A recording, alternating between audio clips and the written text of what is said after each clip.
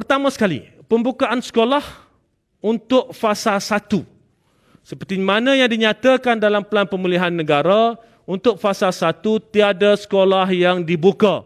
Maka semua murid untuk negeri-negeri dalam fasa 1, sama ada mereka di sekolah rendah atau mereka di sekolah menengah, mereka akan terus melaksanakan PDPR. Ya. Seterusnya, bagaimanakah pula pembukaan sekolah rendah dalam fasa 2? Fasa 1 tidak ada yang akan ke sekolah. Ya. Fasa 2 untuk murid sekolah rendah hanya murid MBK, iaitu murid berkeperluan khas, ya, anak-anak istimewa di sekolah kebangsaan pendidikan khas integrasi yang akan hadir ke sekolah tanpa penggiliran. Saudara-saudari, dalam sesi libat urus kami bersama anak-anak istimewa ini dan juga bersama dengan ibu bapa mereka, ramai yang memohon agar mereka dapat kembali ke sekolah. Dan perkara ini kita telah bincangkan dengan pihak Kementerian Kesihatan Malaysia dan juga Majlis Keselamatan Negara, dan kita bersetuju untuk membenarkan murid ini kembali ke sekolah dan mulai dari fasa 2. Seterusnya adalah pembukaan sekolah menengah dalam fasa 2.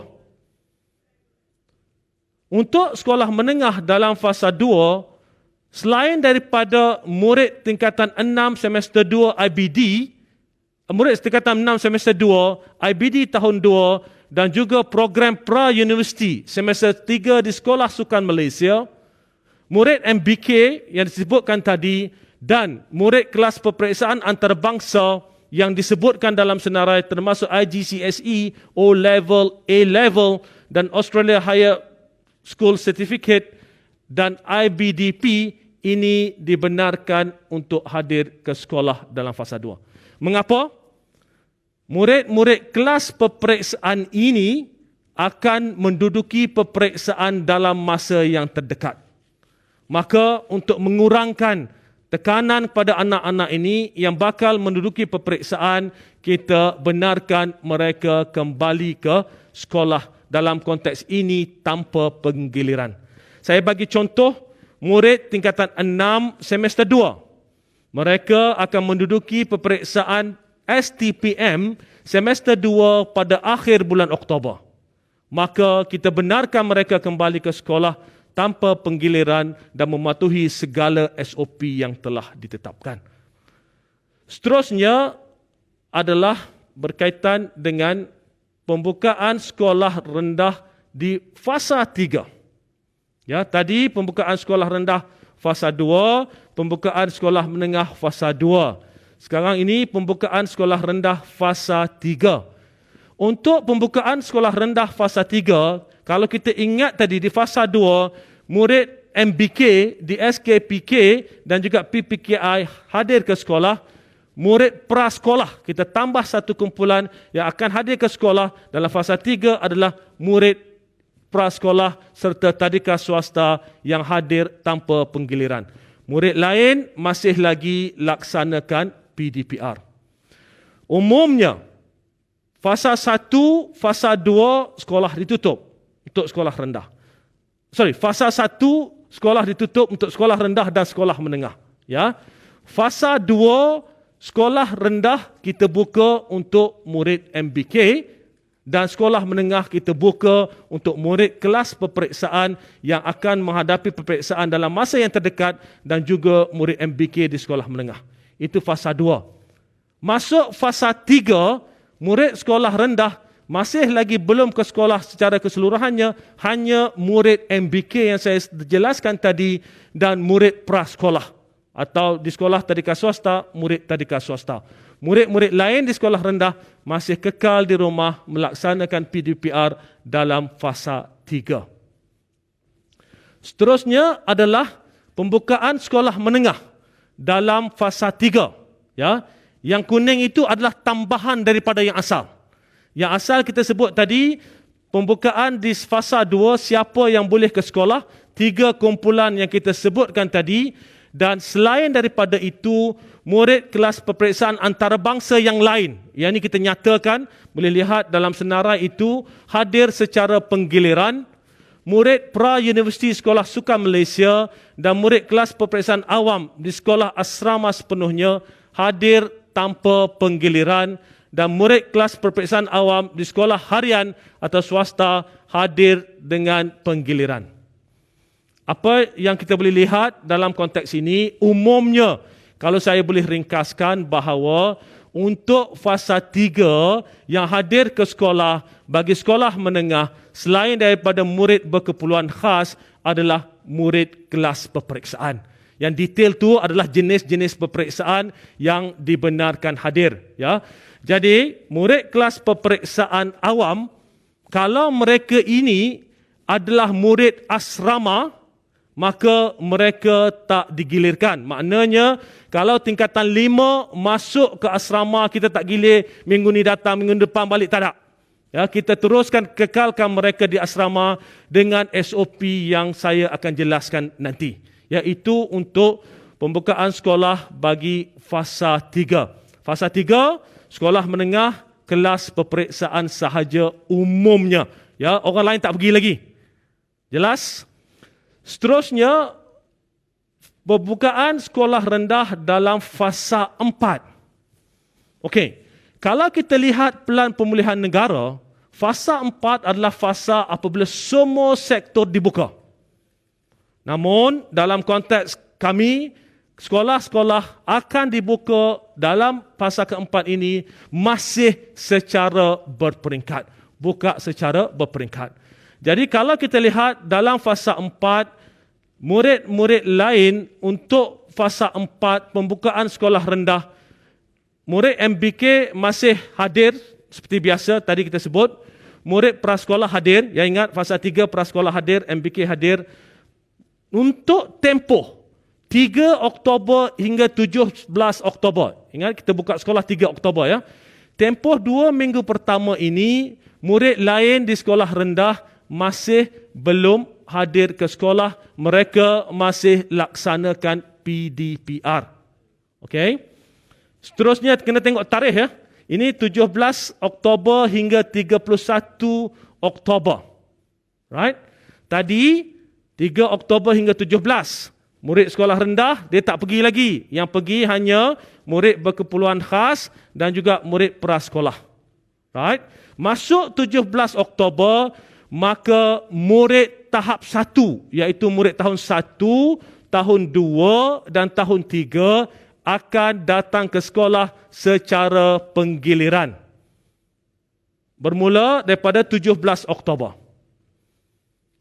Right? Murid tahap 2 iaitu murid tahun 3, tahun 4 dan tahun 4, tahun 5 dan tahun 6 akan masih laksanakan PDPR. Kemudian ini 17 Oktober hingga 31 Oktober. Kemudian 2 minggu berikutnya maka murid tahap 2 iaitu tahun 4, 5 dan 6 akan mula hadir ke sekolah secara penggiliran. Boleh faham ya? Umumnya negeri fasa 3 sekolah rendah kita bagi murid negeri fasa 4 sekolah rendah, murid MBK akan datang ke sekolah terlebih dahulu dengan murid prasekolah. Kemudian untuk tempoh 2 minggu bermula 3 hingga 17 hari bulan. Lepas 17 murid tahap 1 iaitu murid tahun 1, 2 dan 3 akan hadir. Daripada 17 hingga 31. Kemudian daripada 31 murid tahap 2 iaitu tahun 4, 5 dan 6 akan hadir ke sekolah. Umumnya bermula 31 Oktober semua murid sekolah rendah di negeri fasa 4 akan hadir ke sekolah namun dengan penggiliran. Ya. So ini seperti mana saya sebut tadi merupakan satu proses langkah demi langkah untuk memastikan proses pembukaan sekolah ini berjalan dengan baik, berjalan dengan lancar dan keselamatan anak-anak kita sentiasa diberi keutamaan. Jadi, untuk murid sekolah rendah, kalau kita boleh ringkaskan, buat rumusan apakah konteks kehadiran murid sekolah rendah di negeri fasa keempat, inilah kaedahnya. Pertama sekali saya sebut tadi, 2 minggu pertama daripada 3 Oktober hingga 17, murid berkeperluan khas dan juga murid sekolah prasekolah, murid lain PDPR. Daripada selepas itu 17 Oktober untuk tempoh 2 minggu, murid tahap 1 kita masukkan, iaitu tahun 1, 2 dan 3. Selepas itu, bermula daripada 31 Oktober ke hadapan, kita akan masukkan murid tahap 2, maka sekolah akan berjalan di mana semua murid secara umumnya hadir tetapi melalui kaedah penggiliran. Saya harap ini jelas untuk saudara-saudari fahami. Kemudian, ceritanya untuk sekolah menengah. Ini kalau nak lihat amat terperinci, ya. Sekolah menengah tadi fasa keempat, kita jelaskan siapa yang hadir untuk fasa ketiga tadi. Yang dah hadir fasa ketiga ni, dia hadirlah dalam fasa keempat, ya. Dan dalam fasa keempat ini akan ada pertambahan seperti mana kita buat di dalam konteks sekolah rendah tadi. Oleh yang demikian, jika kita lihat, ya, pertama sekali jika kita lihat 3 Oktober hingga 17 Oktober, dalam konteks ini kehadirannya adalah sama seperti kehadiran dalam fasa 3. Right? Maknanya, kalau negeri itu berada pada fasa 3 ke, dia berada pada fasa 4 ke, kehadirannya adalah sama untuk tempoh 2 minggu ini sebelum kita bawa masuk murid-murid lain ke sekolah. Kita lihat dalam konteks ini, bermula daripada 17 Oktober, maka akan masuk murid kelas peperiksaan awam tingkatan 3 dan 4 di sekolah asrama sepenuhnya, dan mereka ini hadir tanpa penggiliran. Kita dah nyatakan apakah yang dimaksudkan dengan sekolah asrama sepenuhnya, ya. Jadi fasa 3 umumnya kelas peperiksaan saja masuk. Fasa 4 kita mula membawa masuk lepas 2 minggu, bermula daripada 3 hingga 17. Selepas 17 kita mula buat masuk tingkatan 3 dan tingkatan 4. Kalau tingkatan 3 atau tingkatan 4 ini bersekolah di sekolah asrama sepenuhnya, maknanya semua kawan-kawan lain berada di asrama, maka mereka boleh hadir tanpa penggiliran. Seterusnya adalah murid tingkatan 3 dan tingkatan 4 murid peperiksaan awam. Tingkatan 3, tingkatan 4, sekolah harian atau swasta hadir secara penggiliran. Sekiranya murid itu tidak berada di sekolah asrama, mereka perlu hadir secara penggiliran. Ya. Dan akhir sekali, murid kelas PDP, kelas peralihan, tingkatan 1, tingkatan 2 pada 7 hingga 31 Oktober masih lagi melaksanakan PDPR di rumah.